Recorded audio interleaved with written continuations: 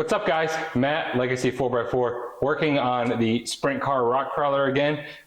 Pretty exciting video. We're gonna put the engine and first transmission in because there's the two transmissions. So we're gonna put the engine in really and link everything together. So theoretically by the end of this, we should have a smooth driveline. Doesn't run, but a smooth driveline nonetheless. And the first thing to do that is gonna be talking about how to mount a Suzuki 5-speed transmission to a Velvet Drive 72C boat transmission, and it gets funky.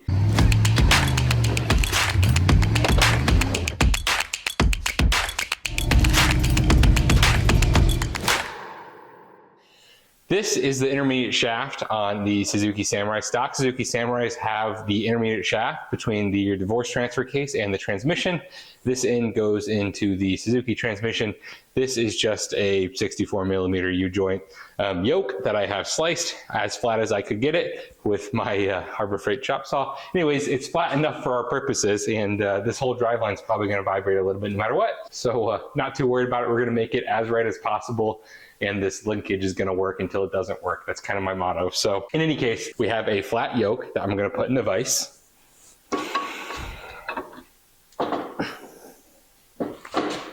Once we have that yoke all squared up, nice and happy with how the yoke sits in the vise, we're going to talk about what is going to mate to the very special 26 spline 1 3/8 diameter input shaft on the Velvet Drive transfer case. And I'll tell you, nothing in the automotive world matches that spline count, especially to a 64mm U-joint. And with that being said, we had to do something special.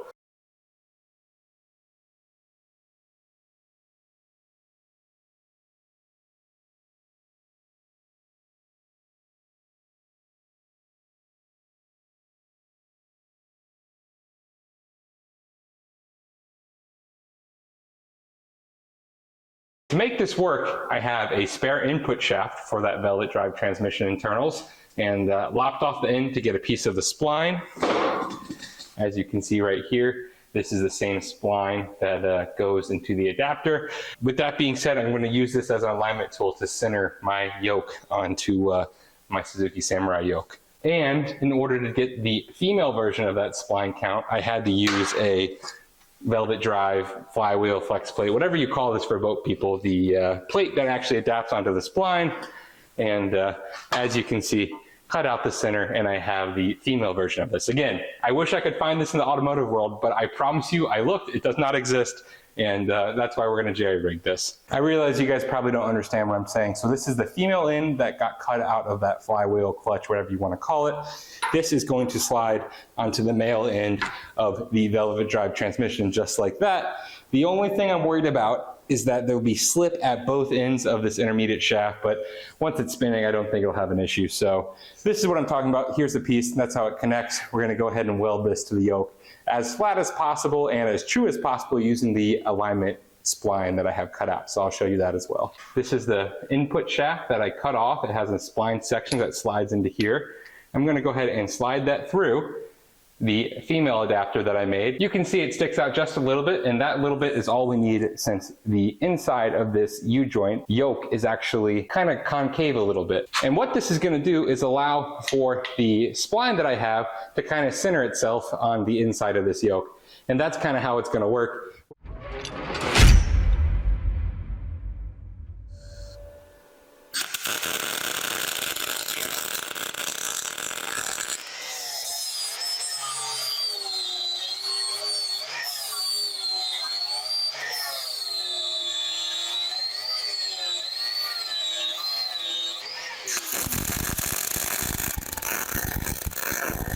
Okay, so that's fully welded, probably as welded it's going to get. I don't want to do 2 passes on it because then I start to get really uneven welds, and with the weight distribution already being funky, I'm going to keep it as centered as possible. So 1 weld, 1 pass. We're going to go ahead and call it a day. Let this cool down and get to install in the engine. Should be fun.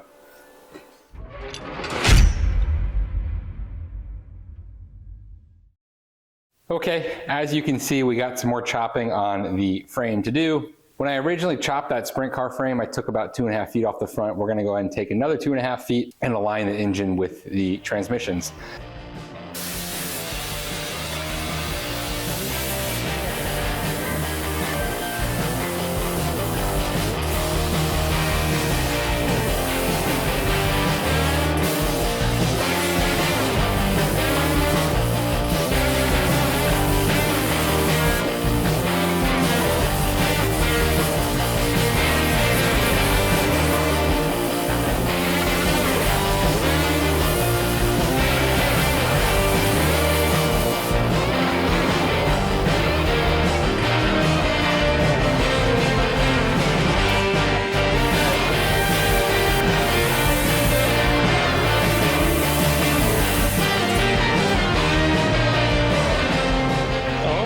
So we got the engine mounted and we rough cut everything out. Next step is going to be taking the engine back out and adding some final touches before we do the final install of the engine. As you can see here, here's how that transmission and transmission adapter works. It's just double splined inputs, one U-joint in the middle, and that's the way it's going to work. So before we build the mounts for the engine and transmission into the chassis, there's a couple additional things that we have to do first in order to prepare the chassis to receive the engine and transmission. That being said, I'm happy with its placement. It looks nice and small up front, just like it's supposed to with the Suzuki Samurai driveline.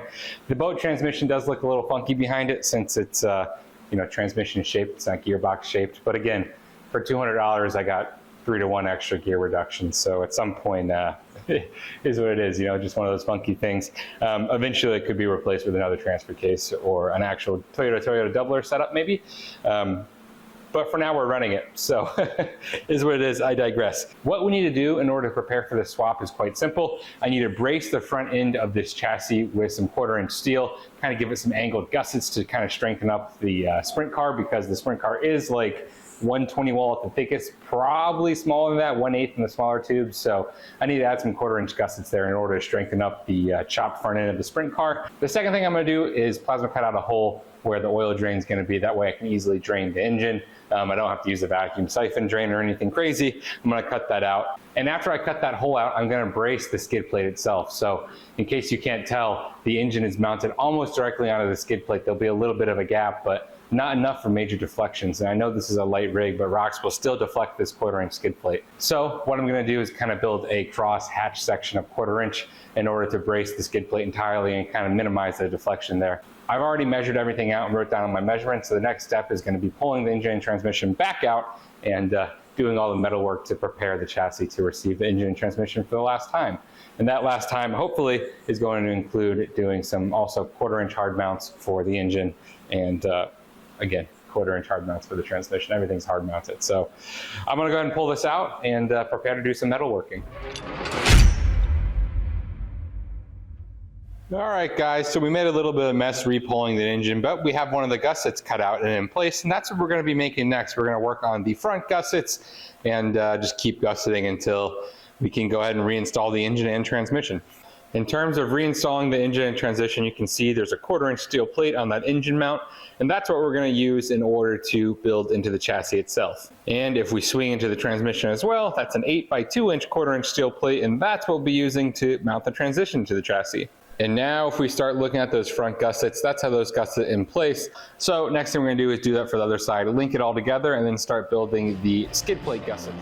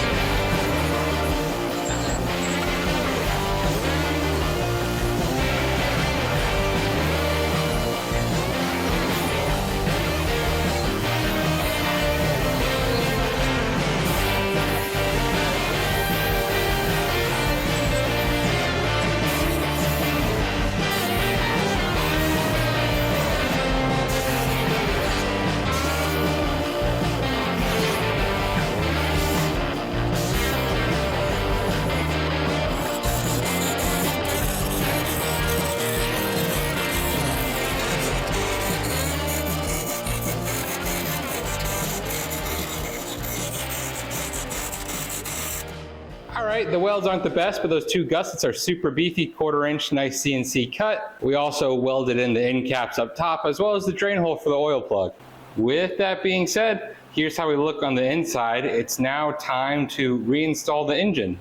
So my method of madness here to reinstall the engine is going to be realigning it with the second transmission, as well as getting everything nice and in place and in level at about a 3-degree rake. Once that's done, we're going to go ahead and weld in all of the original Samurai stuff into hard mounts. We're not going to use any rubber bushing here. Everything's going to be hard mounted. We'll go ahead and make this out of 1/4-inch. It'll be sitting there nice and in place, nice and sturdy, connected to the second transmission and transfer case.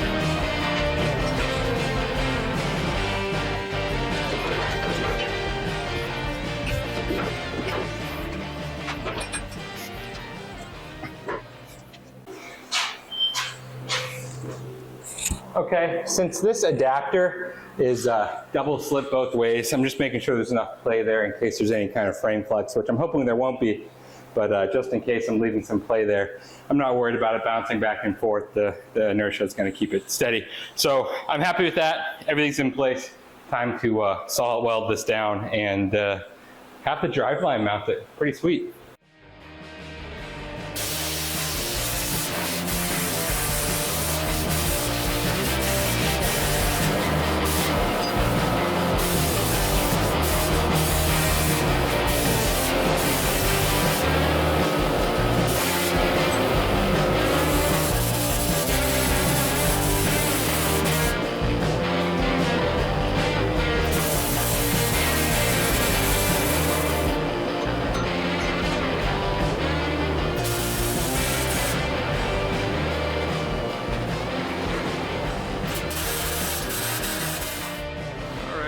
So we are on the last step of this video, and that's going to be welding in all these gussets. These are all pre-cut out gussets. As you can see, I have some angles, and some of them do allow for front drive shaft and header clearance. Either way, a bunch of pre-cut gussets. Obviously, the goal of all these gussets is to keep that 1/4-inch skid plate that's running the whole bottom of the sprint car from deflecting too far in any one direction, because after all, most of these driveline components are pseudo-mounted to that skid plate. The second transmission is obviously flat mounted to the skid plate, so I need to keep everything as solid as possible just to stop it from moving mounts around and affecting my driveline angles and connecting transition angles between those two homemade U-joint connectors I made between the boat transmissions, the car transmissions, and the transfer case. So kind of welding in some lattice work to the top of the skid plate, and eventually everything else will sit on top of it, so it'll be a little subsection, like a little mini scaffold there for pedal area assembly. So that's all I'm doing. I'm gonna go ahead and burn the rest of these in, and we should be able to call this video done. It is quite a unique looking driveline. I'm pretty curious to see how it works and if it works really, so more progress being done. We have everything in, everything's fully welded. I'm pretty happy with it. And I think we're gonna call this one. This was a lot of work. It might not have seemed like a lot of work on camera, but it was a lot of work to actually do in person. And yeah, I think next stop we're gonna do headers and build a down pipe for this. And maybe mount the seat, mount propane, mount the winch, mount battery, one of the winches that is. And just start doing some accessories since my parts pile is overflowing out of my storage cabinet. So I need to start installing some of these accessories because I have too many parts because I obviously scrapped the full car. So next time, headers. See you there. See you guys in a week.